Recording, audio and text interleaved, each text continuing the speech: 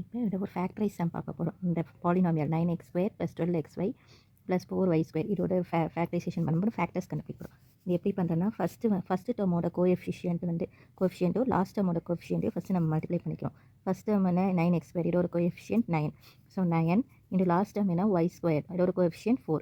9 × 4 multiply பண்ணிக்கிறோம். என்ன வரும்? 36. இப்போ நம்ம என்ன பார்க்கணும்னா, 36 எது ரெண்டு நம்பர் மல்டிப்ளை பண்ணால் 36 வரும், ஆட் பண்ணாலோ இல்லை சப்ராக்ட் பண்ணாலோ இந்த மிடில் நம்பர் 12 கிடைக்கும்னு பார்க்க போகிறோம். ஸோ இப்போ 36ஓட ஃபேக்டர்ஸ் என்னென்னு பார்க்கலாம். எதுலெல்லாம் 36 வரும்? 6 6 36 வரும். 2 டேபிள் வருமா? 2 18 36 வரும்.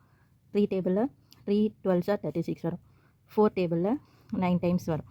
ஓகே, இப்போ இதோட ஃபேக்டர்ஸ் எல்லாம் எழுதியாச்சு. இப்போ இந்த ஃபேக்டர்ஸ்லாம் எதை ஆட் பண்ணால் நமக்கு வந்து 12 வரும்னு பார்ப்போம்.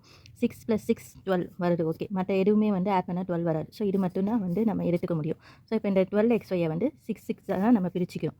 9x² + 6xy + 6xy + 4y², இப்படி நம்ம பிரித்து எழுதிக்கிறோம் எக்ஸ்பிரஷனை.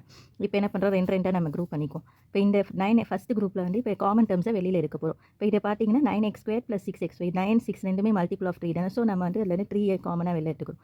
அதே மாதிரி எக்ஸும் வந்து இதுலேயும் எக்ஸ் இருக்குது, இதுலேயும் எக்ஸ் இருக்குது. ஸோ ஒரு எக்ஸ் டேர்மையும் நம்ம வெளியே காமனாக எடுத்துக்கிறோம். இப்போ பேலன்ஸ் என்ன இருக்குன்னு பார்ப்போம். இப்போ 3x வெளியில் வந்துருச்சுன்னா, இப்போ இந்த டேர்மில் இப்போ இன்னும் என்ன மல்டிப்ளை பண்ணால் 9x² வரும்? 3 இன்னொரு 3 சேர்த்தா 9 ஆகும். இங்கே ஆல்ரெடி ஒரு எக்ஸ் இருக்குது. ஸோ இன்னொரு எக்ஸ் நம்ம மல்டிப்ளை பண்ணோன்னா x² வரும். 3x × 3x 9x². அதுக்கப்புறம் அடுத்து ப்ளஸ் சிம்பிள் இருக்குது. So plus போட்டுக்கும்.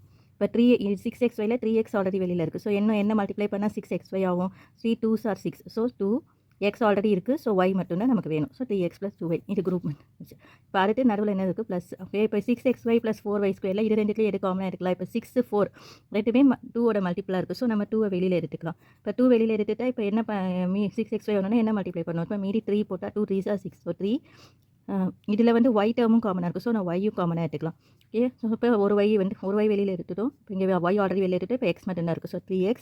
ஸோ இங்கே ப்ளஸ் தான் இருக்குது. ஸோ ப்ளஸ் அப்படியே போட்டுக்கிறோம். இப்போ 4yல வந்து 2y வெளில வந்துச்சுன்னா மீதி ஒரு 4y ஆகிறதுக்கு இன்னொரு ஒரு 2y மல்டிப்ளை பண்ணால் 4y² வரும்.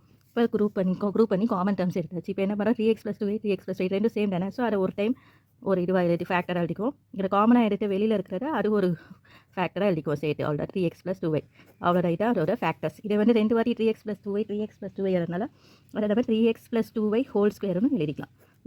இந்த பாலினாமியலோட factor 3x + 2y whole square. அவ்வளோதான்.